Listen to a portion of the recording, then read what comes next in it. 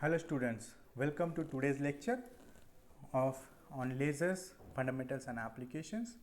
So in the today's lecture, we will study the line broadening mechanisms in lasers. So before going to study the line broadening mechanism, let us study what is meant by line shape. So a line shape is whenever an atom absorbs or emits light, the frequency at which absorption or emission takes place is given by this relation nu 0 is equal to E2 minus E1 upon H, right. So our assumption is that when we have two energy levels, so our assumption is that the energy levels are narrow, extremely narrow, right. But in practice the energy levels are not narrow, and what our assumption is that we'll get a single line at the spectrum, right. That means we'll get a single frequency, right. But however, the light emitted by an atom is in reality a burst of decaying exponential, right. So the actual frequency of the light, although centered at nu 0, has a spread over a certain range delta nu, right. So this delta nu is equal to 1 upon tau sp, where tau is, we call it lifetime of that particular state, right. So if we plot the spectrum, so that frequency spread is, so we are not getting a single line, but we will get a line shape or a bell shaped curve, so we call it line shape, right. So this delta nu is known as line width and is defined as the frequency difference corresponding to the intensity that is half of the maximum intensity. If this I is the maximum intensity, then at the half of the maximum intensity we will measure the width of this bell shape, and that is called as delta nu, and that we call it line width, right. So what is meant by line shape function? So similarly, the atoms are capable of absorbing light not just as a single frequency but over a band of frequencies. Just like emission, the atoms, they also capable of absorbing light not just a single frequency but over a band of frequencies. It implies that atoms interact with light over a range of frequencies, right. If we plot the intensity of radiation as a function of frequency, we would again obtain the bell shaped curve as shown in figure, right. So this is, let's say, the light burst is there. So this is decaying electric field of the light burst. So absorption also, if you plot, so we'll get a bell shaped curve, and it is centered around a frequency. So nu 0 is the central frequency, and it is spread over this delta nu. So delta nu is called as line shape, right. So the shape of the curve is described by the line shape function g of nu, right. The function g of nu is usually normalized according to the relation. So integration from minus infinity to plus infinity, g of nu into d nu is equal to 1. So this is normalization condition for this line shape function. So g of nu into d nu gives the probability that a given transition between the energy levels E2 and E1 results into a emission or absorption of photons whose frequency lies between nu and nu plus delta nu, right. So that means it gives us probability that the transition that will give us a frequency of nu, and in between nu and nu plus delta nu. So that is called as the probability, right. So there are two types of this Lorentz. So there are two types of these line shapes. One is Lorentzian line shape and another one is Gaussian line shape, right. So let us study the Lorentzian line shape. So this line shape function g of nu is given by gl of nu is equal to delta nu upon 2 pi into bracket into curly bracket into curve bracket nu minus nu 0 bracket square plus delta nu square, right. So this is the line shape function for Lorentzian line shape, right, where delta nu is the line width. By putting nu is equal to nu 0 in this equation, we will get gl of nu 0 is equal to 2 upon pi delta nu, or which is equivalent to 1 upon delta nu, right. So where delta nu is the line width, right. The line shape is as shown in figure. So we will get the Lorentzian line shape like this, right.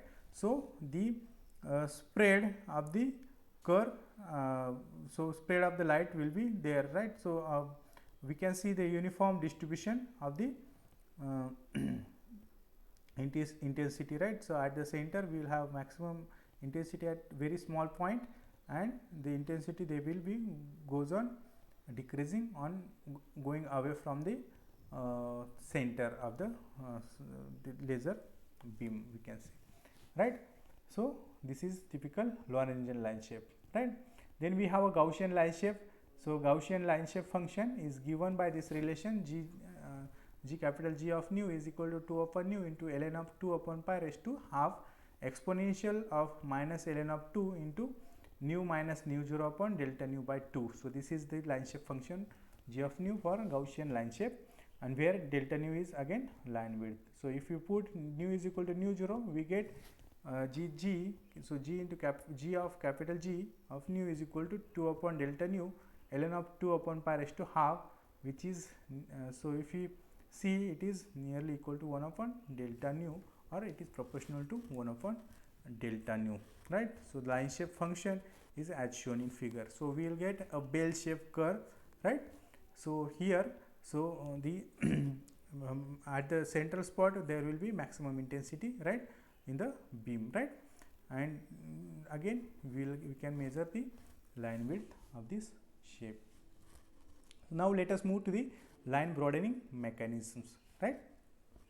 Whenever an atom absorbs or emit light, the frequency at which absorption or emission takes place is given by nu 0 is equal to E2 minus E1 upon H. So our assumption is that the energy levels are extremely narrow, and therefore the transition takes place from one energy level to another energy level that will give an absorption or emission of a single frequency, but it is not the case. So this is our assumption. So in reality what we have, the energy levels, they are not narrow but they are broadened, right? So since energy levels are broadened, therefore instead of having the single energy levels, we have a range of energy levels, right? So they are spread over a range. So we call it delta E1 and delta E2. So are the ranges, right? And therefore so this is our assumption that we will get a single line shape, but in reality, since the energy levels are not narrow but they are spread over some range of energies, and therefore we get a frequency or we can say we are not getting a single frequency, but we get a range of frequency where the central frequency will have maximum intensities. So we will get, if we plot, we will get a bell shaped curve, right? So this is the called as broadening. So there are two general classifications of line broadening. One is homogeneous, that means all atoms behave the same way, that is each effectively has the same g of nu. And inhomogeneous broadening means each atom or molecule has a different g of nu due to its environment, right? So for example, so homogeneous broadening, there are two types. So it is two subtypes. So natural broadening and collision broadening. So this results in the Lorentzian line shape.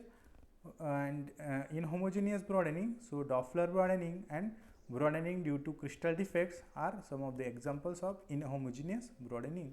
So this inhomogeneous broadening that will result in the Gaussian line shape. In actual practice, all the broadening mechanisms will be present simultaneously. So let us study the natural broadening in detail. So it is a homogeneous type of broadening. It arises due to the spread of energy levels. Since energy levels, they are not sharp, they are having spread, right? If the energy levels of the atom are sharp, that is delta E tends to 0 or it is equal to 0, this puts the limit by Heisenberg's uncertainty principle, right? If delta E is the energy spread and delta T is the lifetime of the energy levels, then the Heisenberg's uncertainty relation we can write delta E into delta T, that is nearly equal to h cross, where h is Planck's constant, right? So for delta E tends to 0, delta T tends to 0, which conclude that the atoms, so for delta E tends to 0, delta T tends to infinity, which concludes that the atoms can stay in the excited state for infinite length of time, right? So we can say the atoms, they will stay there for infinitely longer time, but it is not the case, right? We know that the atoms, they are having finite lifetime in the excited states, and they again after shorter times they will fall back to the ground state, right? And therefore, due to this, the uncertainty principles requires that each energy levels has a spread. That means the energy levels cannot be narrow. So in terms of frequency, they must have a spread, and that spread is delta nu is equal to 1 upon 2 pi tau, right? So where tau is equal to delta t, or which is equal to h cross upon delta E, is known as the mean lifetime of the atom in the energy state E. So tau is the mean lifetime of the atom, right? So the upper energy levels have mean lifetime of the order of 10 raised to minus 8 second. A special line from a transition from an excited state to the ground state will have a frequency spread of the order of delta nu is equal to 1 upon 2 pi tau, which is equal to 1 upon 2 into 3.14 into 10 raised to minus 8 second, which is nearly 16 megahertz, right? So that means a line, spectral line from a transition from an excited state to the ground state will have a frequency spread of around 16 megahertz. That means delta nu of the order of 16 megahertz will be there. That means we are not getting a single frequency, but we are getting a spread, different frequencies with different intensities. So that spread is line width is of the order of 16 megahertz. The natural broadening is relatively small in magnitude and is often masked by other mechanisms. Let us move to another type of broadening, that is collision broadening. It is also known as pressure broadening. In a gas, random collisions occur between the atoms or molecules. For an isolated molecule, the typical natural lifetime is about 10 raised to minus 8 second or 5 into 10 raised to minus 4 per centimeter line width. Collisions between molecules can shorten this lifetime, and these collisions can be viewed as billiard balls reactions or as the overlapping of the potential fields of the two molecules, right? So if the atom which is emitting a wave train undergoes a collision, then the phase of the wave train is suddenly altered. Thus each collisions lead to random phase changes, and the effect of collisions may be viewed as shortening of the wave train. The effect is broadening of the spectral line. The collision process lead to a Lorentzian life shape.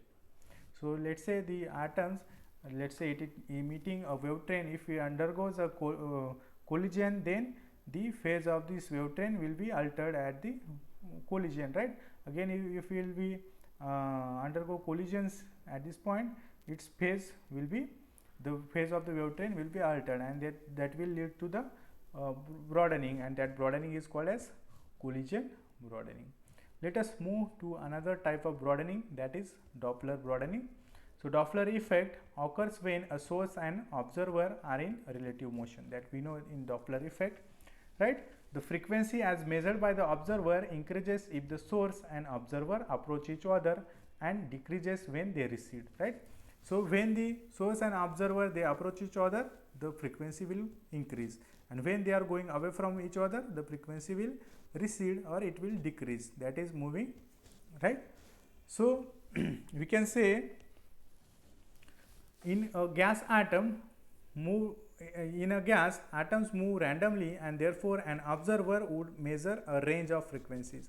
So instead of getting a single frequency, it will measure a range of frequency because the atoms are moving, right?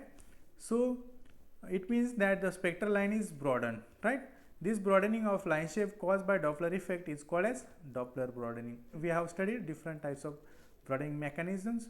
So in actual practice, all the broadening mechanisms will be present simultaneously and are to be taken into consideration, right? So homogeneous broadening mechanisms will result in a Lorentzian line shape, whereas the inhomogeneous broadening mechanisms, they will result in a Gaussian line shapes. So in summary, we have studied the line shape. We have also studied the line broadening mechanisms. We have studied the homogeneous broadening. There are two subtypes, natural broadening and collision broadening. And we have also studied the inhomogeneous broadening, where Doppler broadening is one of the example of this inhomogeneous broadening. Thank you.